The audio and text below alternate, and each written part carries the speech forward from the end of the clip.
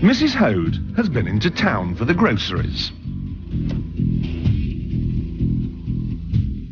But silly Mrs. Hode has forgotten the salt. She's got to go back. And that may take a while because the nearest shop is 281 miles away.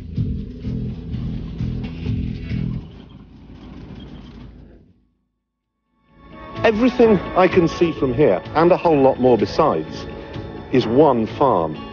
It covers 13,000 square kilometres.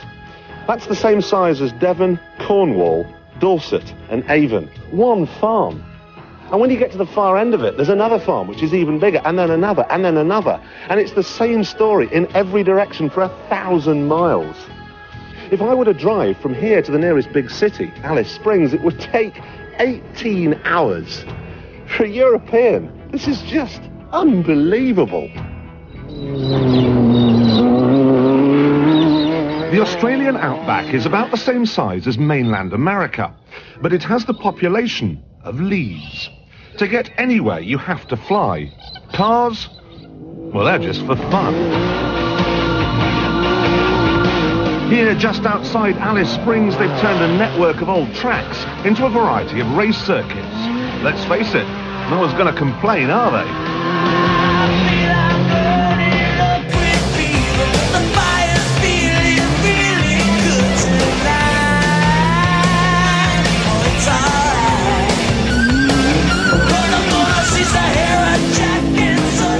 It's great fun. It's the guys spend a fair bit of time on their cars and that sort of thing, and they come out here, get rid of a lot of aggression that we build up in town. In town? Oh yeah. You wouldn't call this town. It's a stressful city. Yeah. Hey, it's 25,000 people. It's got to be stressful. Hey, living in the middle of Australia is stressful. Trust me. You make your own sport, your own entertainment. You have to. There's nothing else here. They're brilliant cars with 36 inches of suspension travel and highly tuned Toyota engines.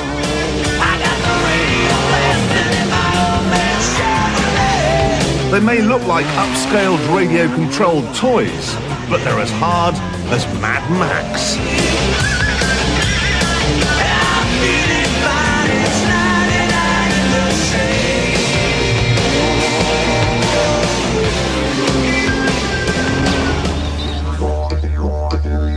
How long have you got out here then if you're lost without water?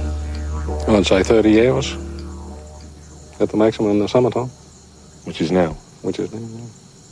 How far is it from where we're standing now, which is by your station, to the nearest pub? Our closest pub is, which is all that is there is a hotel, is Top Springs, 150 kilometres from here. So you can't just pop out in the evening for a drink? Not really, no. It's a bit far.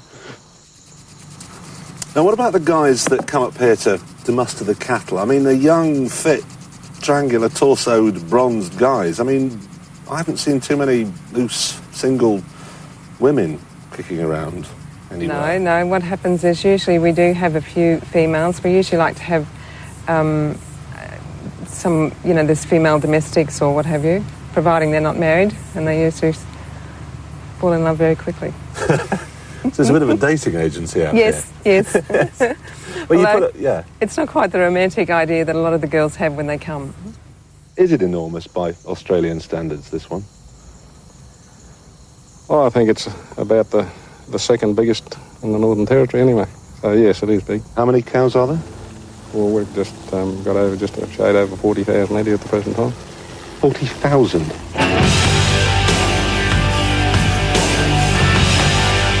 Like I said, cars here are useless. You want to round up the cattle, you call in the Airborne Cowboys.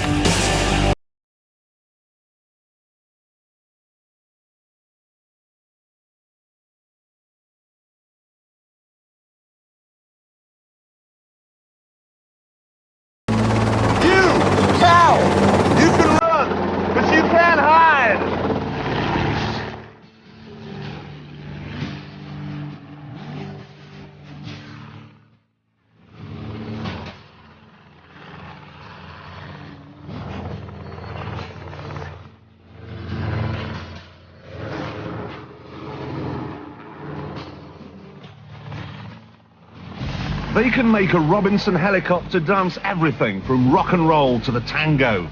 And when needs must, they'll drop right down and physically push an errant cow back into line.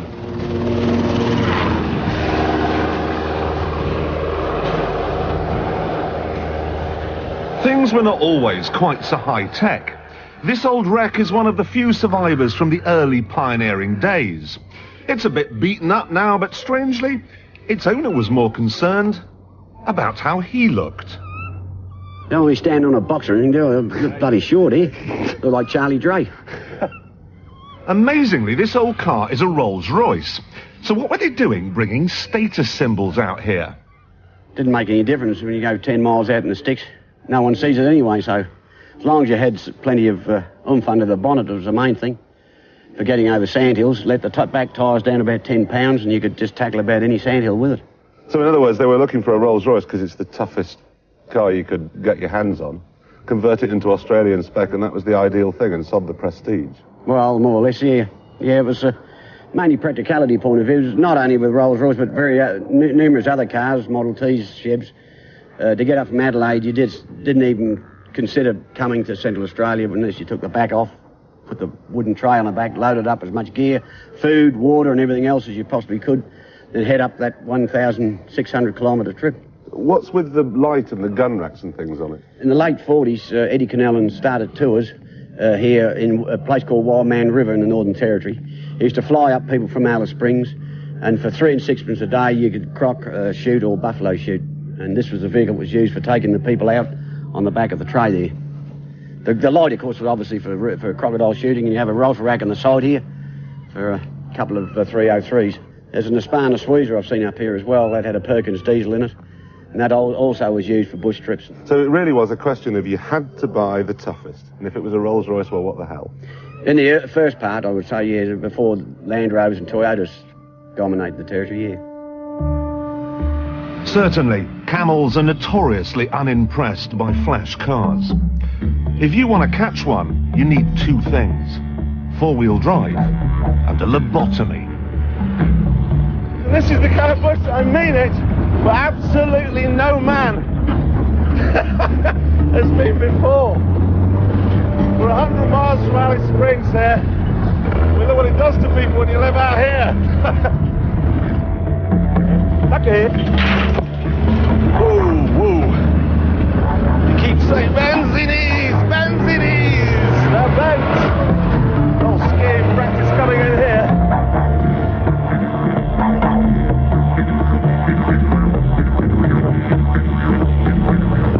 What happens when we catch the camel? Well, the plan is, Gun here, Denmark's only camel catcher, is gonna, oh, hold on. Missed that tree. He's gonna get on the running board and literally, I call it bulldogging. He's just gonna leap off the vehicle and grab it around its neck and wrestle it to the ground. Well,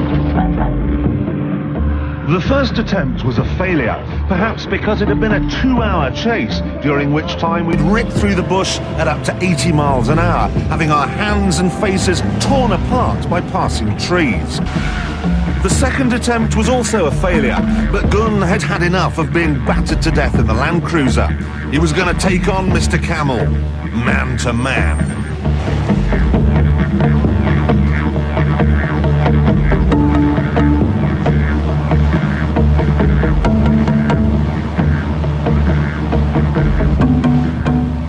Is this a good one, or is it a... Yeah, it's a good little bull. Yeah? Not a bad-looking little bull. He's a tough old bird, isn't he? But again, you did very well. And you know when they say people are supposed to look like their dogs? Ah. You think there's... I don't know, I think he's going to look a bit like a cow. Exactly. Look, it's going like they've got lots of food and everything. There's no veal protesters where you're going. He'll be all right. You know what the Outback is? It's a giant adventure playground. You can have some serious fun out here.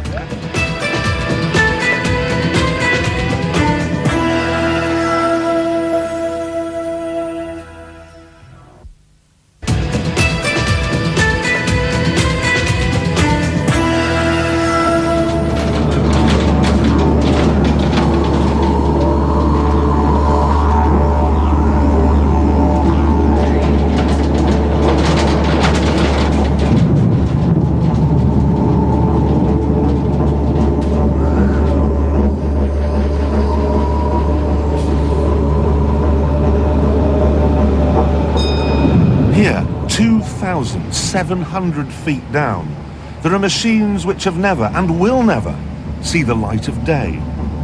In one mine there are 300 miles of roads, and that means the only way to get about is in a car. They're used for getting men, machinery and explosives to the face, and then getting the hell out as fast as their governed engines and doctored gearboxes will allow. Not surprisingly, they don't last very long. Big part of it's driver abuse. They just get in there, kill the vehicles, I've got to fix them up again, then they're off again. Nickel's another thing, just the corrosion. It eats away absolutely everything it touches without the vehicles being washed every day. I've got 5 Land Cruisers and 2 Land Rovers. The Land Rovers, biggest trouble we have with them, they keep breaking in half. The suspension keeps falling out, everything keeps falling out on them. The nickel seems to eat everything away. The Land Rovers, they've been down here just on 2 years now. I think they've already spent over $100,000 on one of them. Not looking at it, you wouldn't think so. It is in fact a Toyota, though, that holds the record for the shortest lifespan down here. The lowest I've ever seen is 3 hours. It was driven underground, parked in a bay and then run over by a 50-tonne truck. On average, they spend £4,000 a month keeping each car going. But that's okay, because this area is well known as the richest square mile in the world. Miners can earn £75,000 a year, and that brings them flocking from all over the planet. And that in turn makes the town of Kalgoorlie the world epicentre of pecks and pints.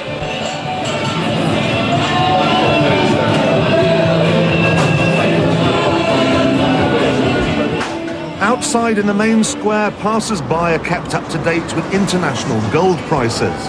And on TV there are commercials for hirsute, blokey things like water pumps and diggers. Power and pride. Westrac is working by its side. Westrac, a powerful team. With adverts as bad as that on TV, it's small wonder that people go out more here. And because they go out, there's more of a community spirit. And because there's more of a community spirit, things get done. Especially when there's stuff like that lying around all over town. And things needed to be done because until a few years ago, Kalgoorlie was an industrial-sized time bomb. There's something like about 30, 40 containers of cyanide moving through that street every day, in conjunction with all the other cocktails. If you had an LP gas truck hit an explosive truck, I wouldn't know what it'd do. Flatten the whole area. Without permission, the townsfolk built themselves a bypass. Oh, we did it in 3 days. But in fairness, it wasn't sealed in that time, but it was a very serviceable, fully formed, trafficable road for heavy vehicles. And how did you get rid of officialdom? Oh, I think Doug, he spoke to a few and suggested maybe they get out of town for the weekend. And you kept it all secret? Yeah, yes. Very secret, you had to. Why is that? Because we thought we would have been stopped by the local authorities, which we would have been stopped by the local authorities. This is Newbury in reverse. The whole town got involved. It's Challenge Annika gone mad. I mean, there was a lot of support and people turned up with all sorts of gear and food and drinks, and it was a marvellous event. And it's brought the town together? There's no question of it. In fact, it's still talked about when there's something that needs to be done at the council or in one of the local communities where somebody's standing on the hose, as we say here in Australia. They say, well, we better get the rebel road builders in, they'll sort it out. It's become almost part of the local idiom. Get the rebel road builders, they'll sort it out.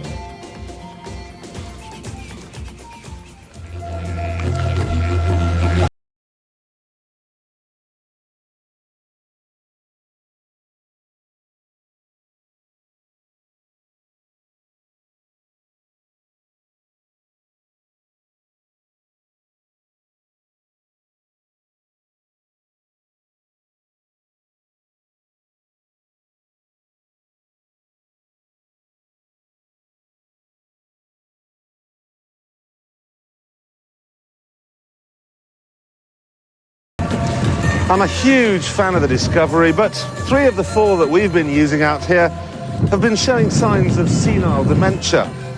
One turned his hazard warning lights on, and then, even when we offered it money, wouldn't turn them off again. Another one kept refusing to start. It's such a shame, because they're such good cars. They're just not built well enough to handle life out here.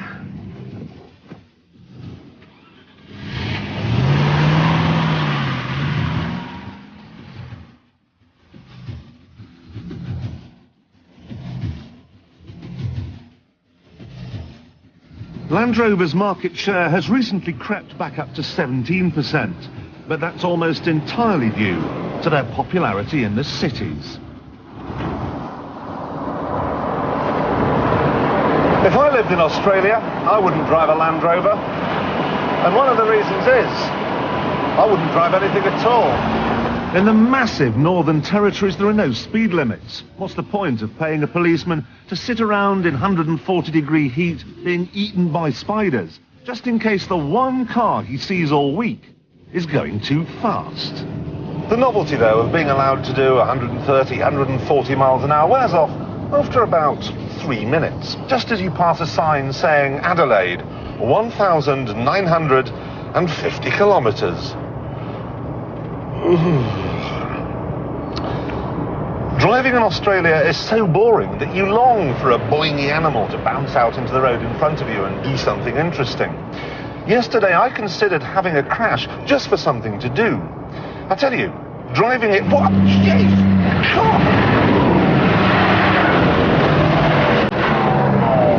What the hell was that? What this is a road train. Australia's answer to Jean-Claude Van Damme.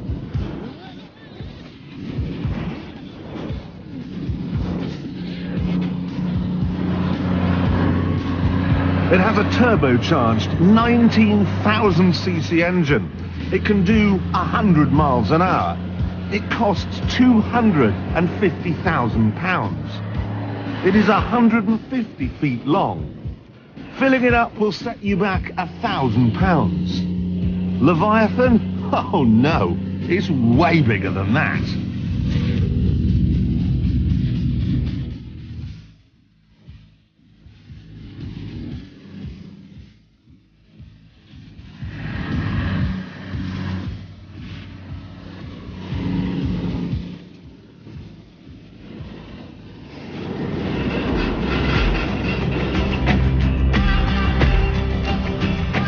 You want more statistics? Okay, it does 1.3 miles to the gallon. Each cylinder is 3.1 litres, and its stopping distance is measured in light years.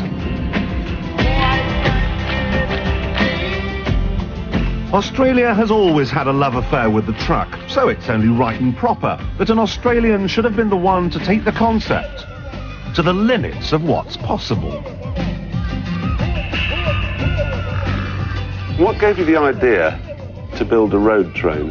I took a load of young stud bulls out to the property about 200 miles out, and they were so pleased with the results. A chap by the name of Ted Dixon, he said, why can't you build a truck that'll carry 100 head instead of just 20? And I said, well, I suppose I could, but I haven't got that sort of money. He said, well, there's a couple £1,000 here any time you want it. And this is what you built? Yes. How long did it take? About 2 years. It took about 6 months for each trailer to build. The modern trucks that one gets these days, the Max and the Kenworths, have got sort of bunk beds and air conditioning and hot and cold women. It's all mod cons then, really? Oh yes, all mod cons then.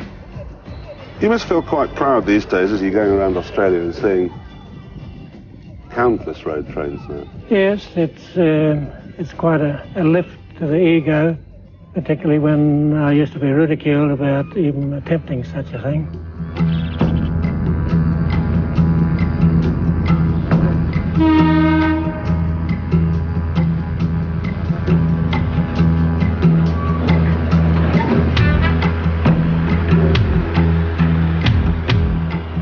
Without road trains, Northern Australia would starve. Normal trains can get from Adelaide to Alice Springs, but then the tracks stop and all the containers have to go the rest of the way by road. First, though, they've got to get out of Alice Springs. How on earth do you drive something this enormous through a town? Well, you sort of try and keep your wits to you a bit and keep your eyes out for other traffic and make sure they don't get on the inside of you to whichever direction you're turning, because you'll run over them. And up here we're going to turn at these set of lights and we'll be turning left. Sometimes you sort of have to hog the wrong lane a bit, but people understand or they soon get the message. You can see here I'm going right out wide to my right, and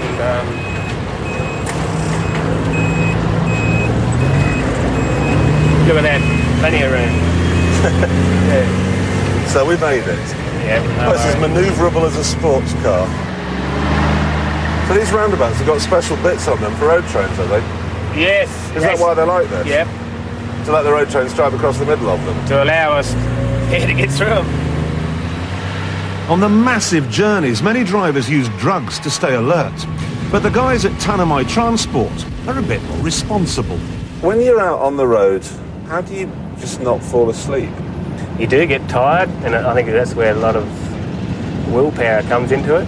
When the time does come when you can't concentrate enough, you just pull over for a while and have an hour off in the bunk. Or what about some guys? They read, don't they? Oh, well, not so much with us, but you hear of the freight guys that haul freight from here. A lot of them read.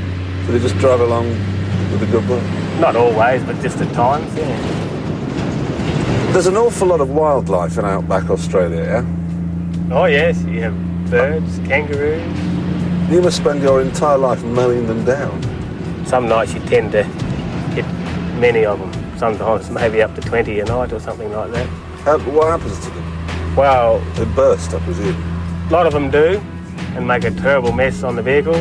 What about emus? You ever hit one? Yeah, oh yes, we've hit one, yeah. And one that I hit was full of worms. Oh, no. I'm not the only truck on the road. There's probably another 20 or 30 over the whole road, so you can imagine that it does add up to a lot of bodies on the road over each night. The good thing, though, is that they're very unlikely to run over a person. Amazing, isn't it, that the most notable piece of television to emerge from this wilderness continent is a programme called Neighbours.